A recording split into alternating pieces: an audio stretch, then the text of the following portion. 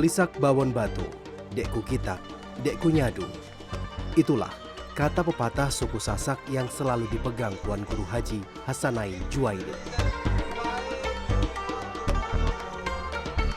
Pepatah ini memiliki arti bahwa harus melihat contoh dari kerja nyata, baru bisa ditiru.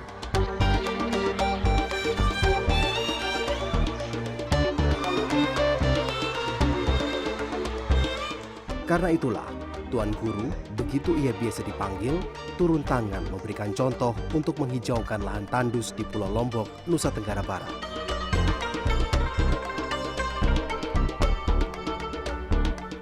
Tak mau jauh-jauh, pengasuh pondok pesantren Nurul Haramain Narmada Lombok Barat ini mengembangkan konsep penghijauan yang dimulai dari pondok pesantren.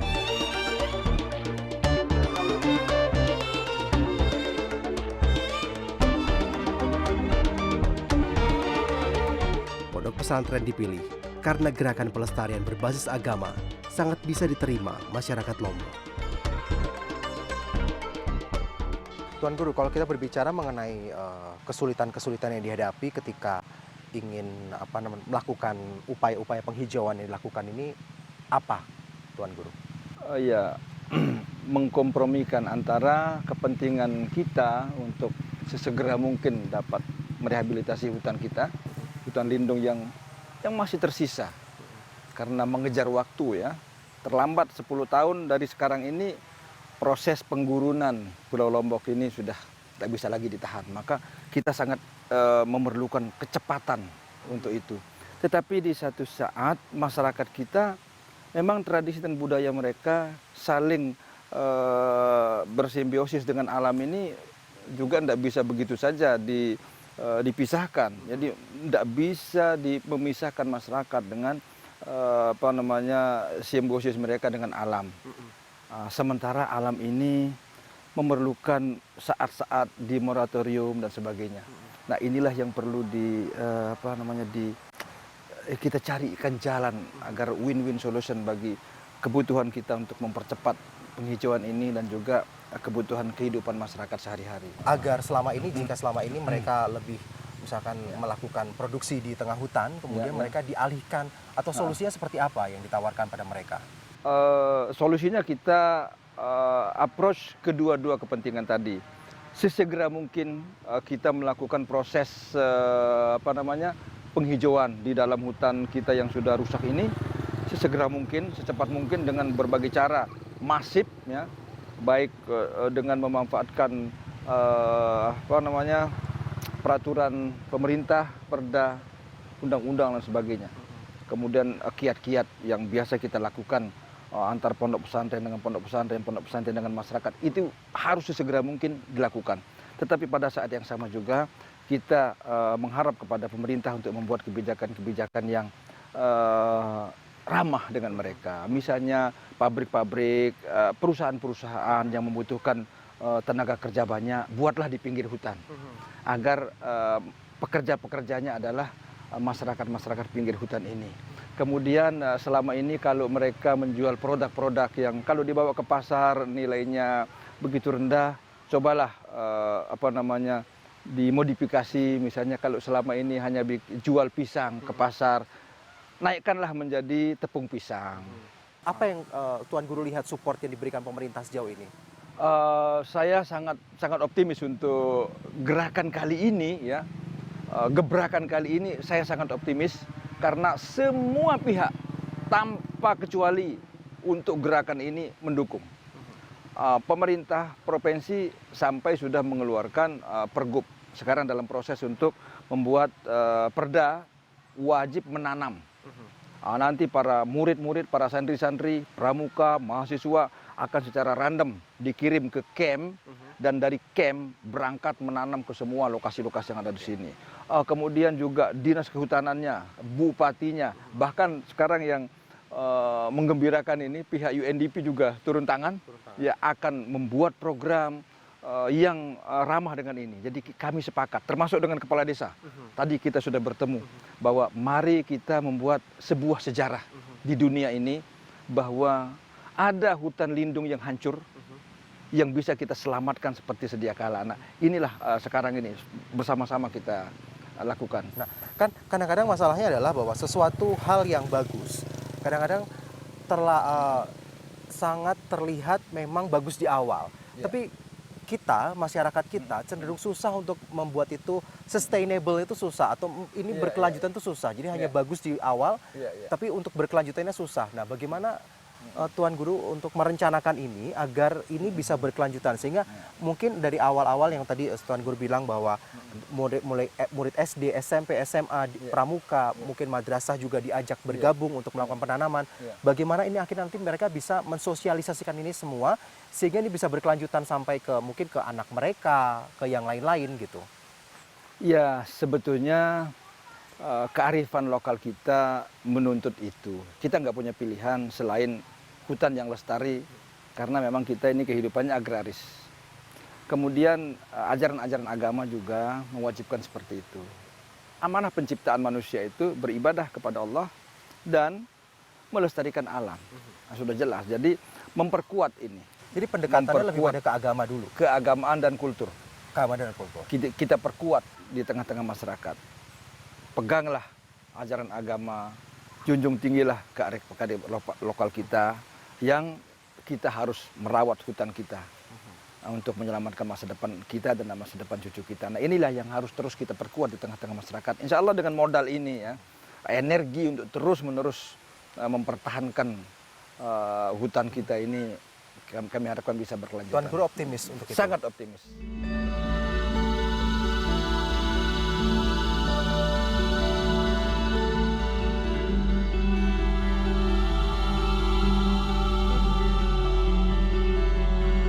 Lima 15 tahun sudah, Tuan Guru menghijaukan kawasan Lombok Barat dan sekitarnya. Kini sudah sekitar 36.000 hektar lahan tandus telah ia hijaukan bersama para santri dan warga sekitar.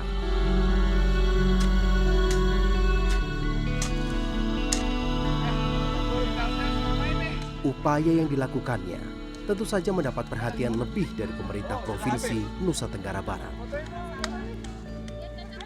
Kalau bicara Tuan Guru Hasanain, sebenarnya beliau itu melakukan aktivitas ini kan dari gerakan hati. Ya, karena gerakan hati, maka tidak ada dukungan orang lain, beliau pasti akan mengerjakan. Tetapi kami sebagai pemerintah tentunya tidak akan diam. Ada orang yang seperti beliau kita harus dukung. Makanya dari program yang sudah selama ini dilakukan, kami coba juga melakukan bantuan pembibitan ke pondok-pondok pesantren. Kenapa ke pondok pesantren? Karena kita tahu di sana ada santri yang tentu bisa mendukung di dalam kegiatan. Kita ketahui di NTB ini kita memerlukan tutupan lahan yang cukup banyak, Pak. Jadi per tahun kami targetkan 20.000 hektar yang harus kami tanami. Nah, 20.000 hektar ini kan tidak bisa dari satu sumber anggaran. Maka dukungan dan partisipasi masyarakat itu kita butuhkan.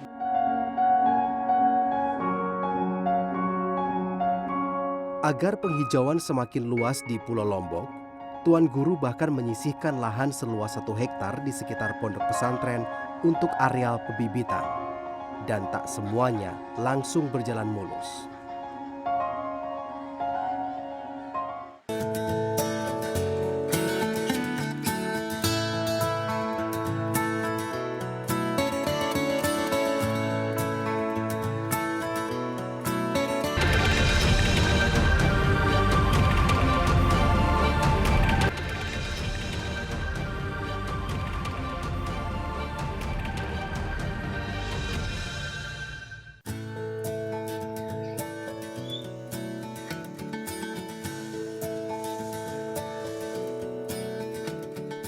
Sembarang tanaman dikembangkan di lahan pembibitan pondok pesantren Nurul Haramain. Tuan Guru mencari tanaman yang cocok dan bisa berkembang dengan baik di tanah Lombok. Di antaranya adalah kaliandra, jati Belanda, sengon, trembesi, flamboyan, pepaya, dan mahoni. Tanaman ini dikenal kuat dengan tanah yang keras dan bisa berkembang dengan baik di Lombok.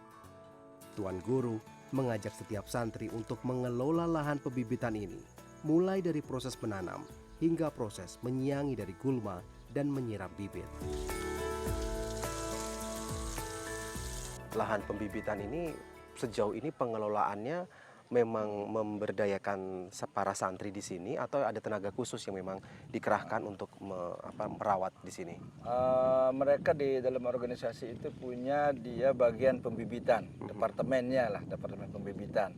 Ya itu ada pengurusnya, ada ketuanya, ada sekretaris, ada bendaharanya.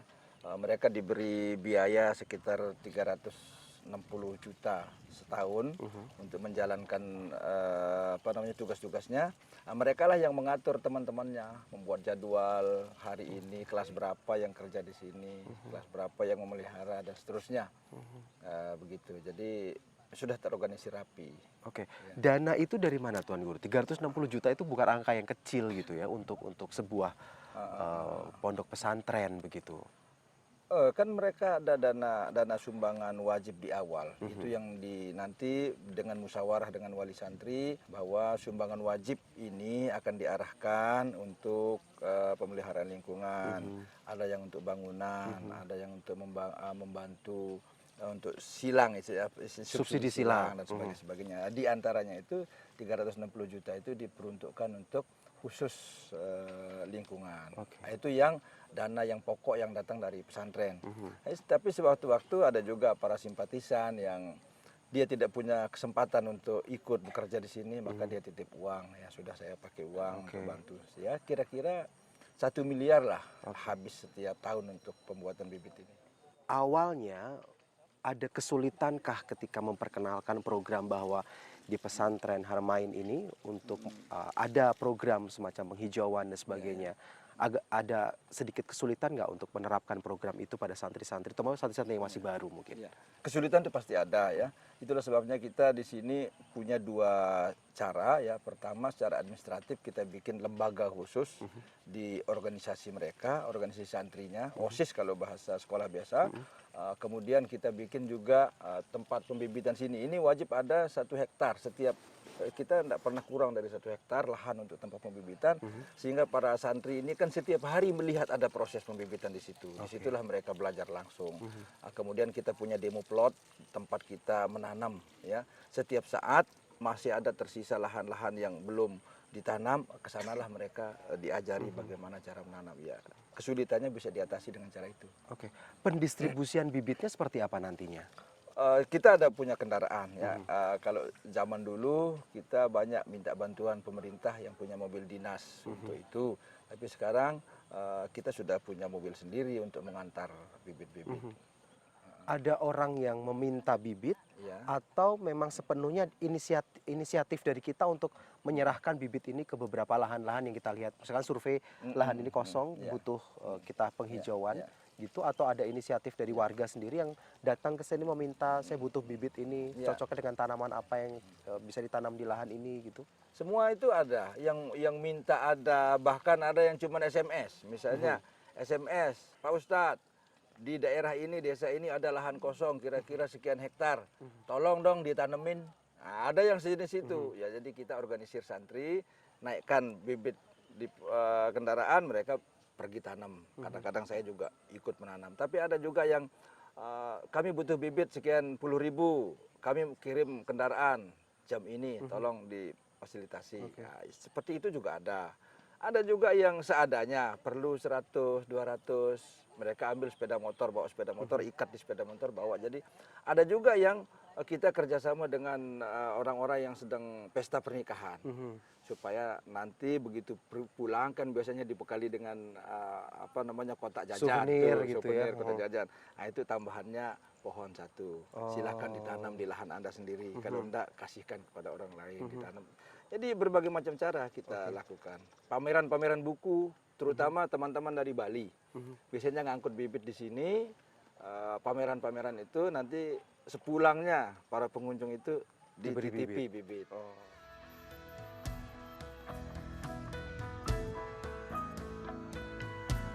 Selain pembibitan, Tuan Guru memang gencar mendorong kesetaraan perempuan di pesantrennya. Ia juga mengajak santrinya untuk mengelola sampah di lingkungan pondok pesantren. Selama ini, sampah menjadi masalah di lingkungan pondok pesantren karena tak dikelola dengan baik. Nah, kalau bisa dijelaskan sebenarnya ini tempat apa, Tuan Guru? Ini fasilitas Osamtu kita, olah sampah sampai tuntas. Olah sampah sampai tuntas. Ya. Osamtu namanya. Osamtu. Aha. Jadi konsepnya itu sampah wajib dituntaskan di sumber produksinya, tidak boleh menginap. Kemudian sudah selesai dilakukan 3R, recycle, reuse, dan reduce. Nah, sisanya yang tidak lagi mungkin bisa diolah, itulah yang kemudian dimasukkan ke dalam tungku pemusnahan itu. Dari mana dulu awalnya Ya. ada ide untuk bikin Osamtu ini? Ya, kita dulu cukup getir ya, karena kita mulai dari yang standar, dari yang punya miliknya rumah sakit. Itu satu mesin dengan kapasitas 1 kuintal per jam. Itu harganya 5 miliar. Kemudian biaya operasionalnya sampai 2,5 miliar sebulan. Jadi ternyata kita bagaimanapun tidak mampu membeli seperti itu. Juga akumulasi sampah kita 1 ton sehari.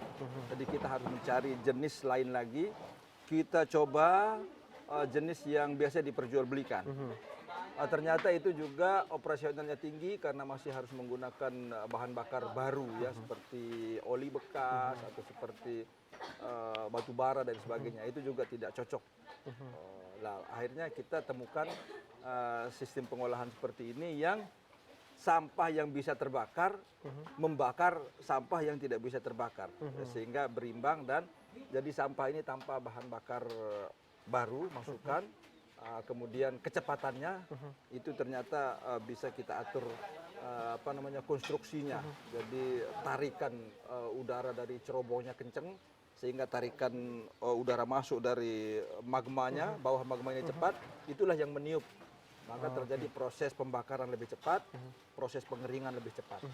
Butuh waktu berapa lama sampai akhirnya jadi 4 alat tahun. Osamtu ideal ini? 4 tahun.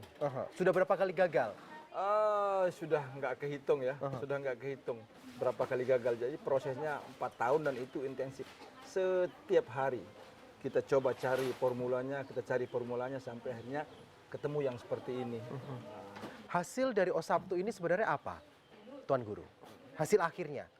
Hasil akhir paling 0,5% hasil bakaran ini nanti akan berupa abu. Jadi abunya ini nanti bisa diayak, kasarnya itu bisa menjadi pupuk, halusnya ini bisa dicampur dengan, ini kita punya fasilitas juga pencetakan batako ya. Tapi batakonya ini batako ringan, kemudian batako anti api. Jadi dari abu bisa dicampur dengan semen dan pasir, dicetak, ya inilah yang jadi batako anti api. Nah, kan Tuan Guru pernah cerita nih bahwa sebenarnya ketika membangun ini ada kontroversi gitu dari masyarakat ketika menganggap bahwa sebenarnya asap yang dihasilkan itu juga cukup mengganggu gitu katanya bagi warga sekitar.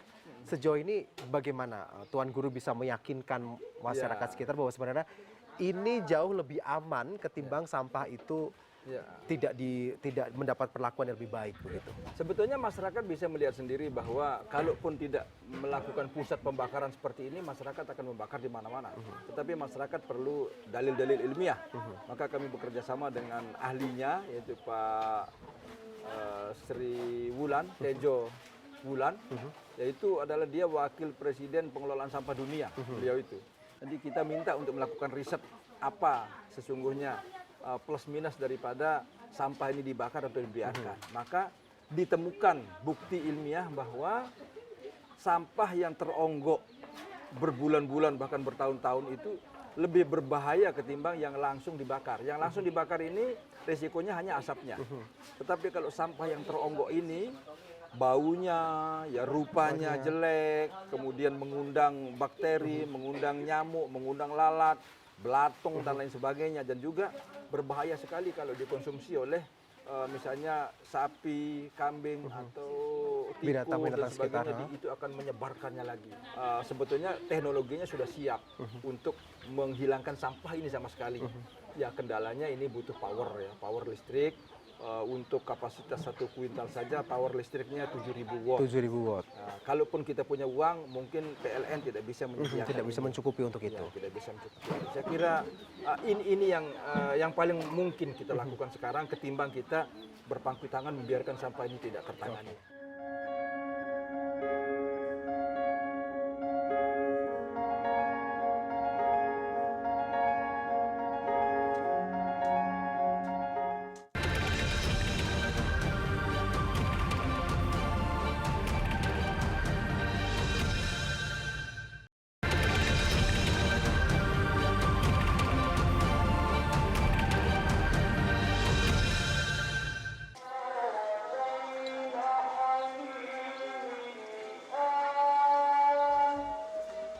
Tuan Guru Haji Hasanain Juwaini adalah putra asli Lombok Barat. Putra pendiri Pondok Pesantren Nurul Haramain Narmada Lombok Barat ini sempat menimba ilmu di Pondok Pesantren Gontor, Jawa Timur. Sekembalinya menimba ilmu, Tuan Guru bertekad mendedikasikan dirinya untuk mengembangkan Pondok Pesantren Nurul Haramain. 2 juta setahun dapat. Sebagai seorang pemimpin pondok pesantren, ia dikenal cukup dekat dengan para santri. Tak jarang, ia langsung mengajak dialog para santri dan calon santri yang ada di pondok pesantren untuk membahas masalah lingkungan. Tak heran jika para santri dan guru menjadikannya sosok idola. Sangat luar biasa gitu kan, bisa memotivasi siapa saja gitu, termasuk santriwatinya, bahkan orang-orang teratasnya itu bisa termotivasi oleh dia. Bisa mengajarkan kita bagaimana menghadapi hidup gitu, dari orang miskin, orang kaya. Motivator terbaik menurut saya, motivator terbaik, bapak terbaik. Sosok Tuan Guru itu kalau disampaikan dalam bentuk ucapan memang kami sangat sulit untuk menyampaikan tentang beliau, karena bagi saya pribadi beliau adalah seseorang yang luar biasa, panutan buat kami semua yang khususnya yang tinggal di Pondok Pesantren Nurul Haramain ini, saya sendiri. Jadi beliau ini orang yang luar biasa. Jadi beliau tidak meminta langsung untuk kita menyelesaikan sesuatu, tapi beliau mencontohkan ke kita, jadinya kita tahu apa yang harus kita kerjakan. Di balik sosok Tuan Guru Haji Hasanain Juwaini, ada seorang istri yang selalu setia menemaninya mengelola pondok pesantren. Dialah Runiati Ilarti, sang istri. Tak pernah ia mengeluh meski kesibukan sang suami seringkali membuatnya harus kesepian di rumah. Keempat putra-putrinya tak lagi tinggal bersamanya karena menempuh pendidikan di luar negeri dan luar pulau. Namun, ada kalanya ia perlu mengingatkan sang suami untuk beberapa hal yang seringkali dilupakan. Selain sebagai pendamping hidup, ia selalu menganggap Tuan Guru sebagai contoh terbaik bagi dirinya, anak-anak, dan para santri.